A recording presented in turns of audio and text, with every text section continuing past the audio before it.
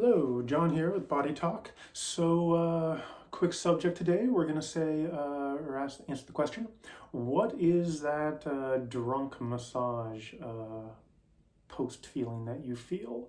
So, um, primarily two elements, and hopefully is always there if you get a really good massage. It exists from, two things.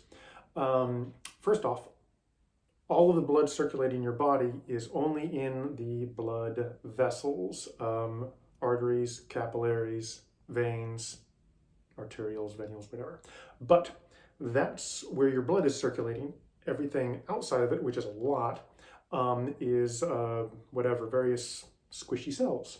And when a massage is done, it is going to compress the fluid that is surrounding and also in those squishy cells and circulate it back into your bloodstream to then get filtered through either your liver or your kidneys.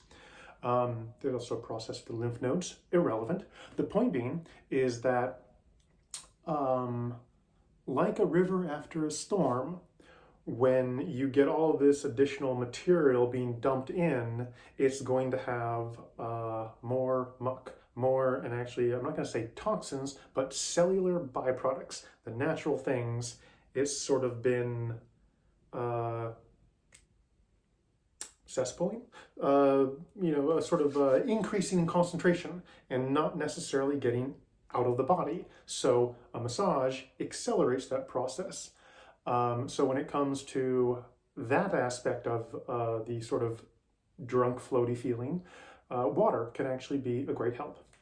The second component is that your blood pressure is going to be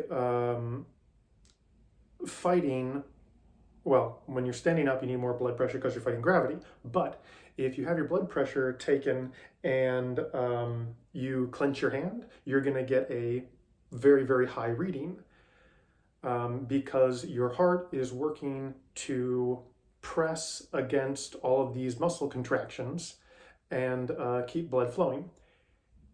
If your heart suddenly doesn't have to push against the muscle contractions because they have been relaxed, then your blood pressure will drop, and yet that's sort of normally the blood pressure to your arms, your legs, all these other things, back muscles, but it has to control the valves and contractions so the blood actually goes to your brain. So there are some elements of the cardiovascular compression to, smooth muscle contractions within your arteries to equalize your blood pressure. So that is the second component there, is basically you're not getting enough blood to the brain. That one you can feel a little bit more when you first get up.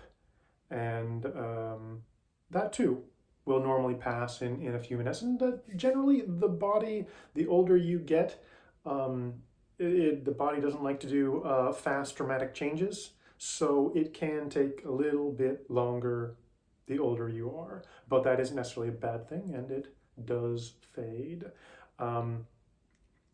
Honestly, if you're not getting that kind of drunk feeling after a massage, then the technique, I think, could have been enhanced on. Granted, that's if you're going for a sort of a deep and a full body massage. If you're doing an acute, singular addressing issue, you might not necessarily get those effects because, let's say you were only working on the arm, there's a lot more to the body that will not be getting material dumped back in the bloodstream, and a lot of blood pressure, back pressure, not being changed. So acute sessions on a small body part might not necessarily cause those effects. But that is personally one of my standards for a good massage, if you feel that you've substantially changed afterwards. Anyways, it's supposed to be 1 minute and we're at 5.